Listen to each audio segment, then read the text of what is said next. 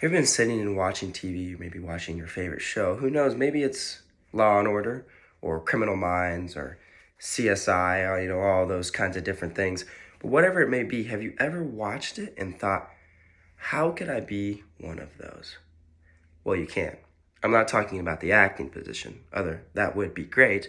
I'm talking about the position that they are portraying. Profilers. What is a profiler?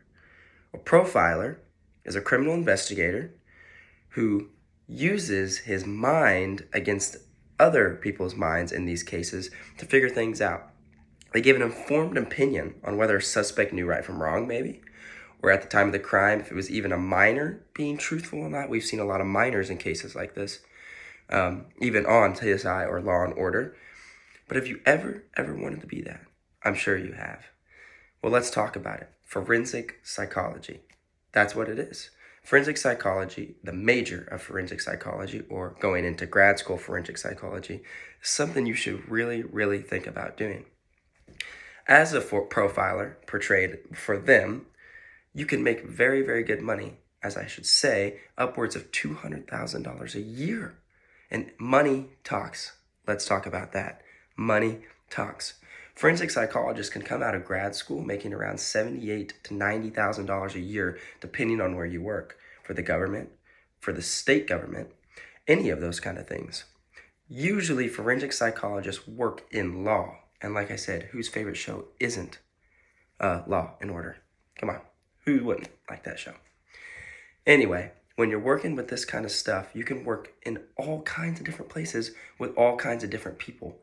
We're talking crazy people, minors, normal people, maybe sane people, insane people. All those kinds of things are things that you will explore. You use the legal setting and psychology and push those two together. How fun would that be? Being able to investigate on a mass murderer, the murdering part, not so cool, right? But the part of where a serial killer, you have to dig into his mind as a forensic psychologist, trying to figure out what his motives are and maybe victims that he left behind that we don't know about yet. Or maybe a minor is in a case and is talking about some sort of rape or something like that. Very harsh, I know. But being truthful, this is stuff that they come across and forensic psychologists work with all the time. Children to adults. It doesn't matter where you are, that's what you will face. Plus, think about the government benefits you will be receiving. The government gives out so many benefits, and that is the biggest part of this job.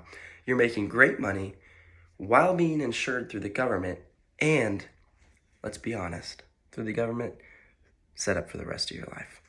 Which is a great reason why you should choose forensic psychology. It is one of the best subunits, if not the best subunits of psychology. And trust me, if you want to be like your favorite profiler on Law and Order, you can be. All you have to do is take interest in forensic psychology and move to the next level. There are tons of federal internships that you can do, and who doesn't love a paid internship? Not just paid, very handsomely paid internship. Unlike a lot of internships in business or all this other stuff, why not just do forensic psychology? Imagine one day you're working for the FBI, you have the badge, the jacket, the legendary jacket of the FBI. Who wouldn't want that? You can work in all kinds of places and make all kinds of money and work across the entire nation, and who knows, maybe even internationally. But who am I to speak on that?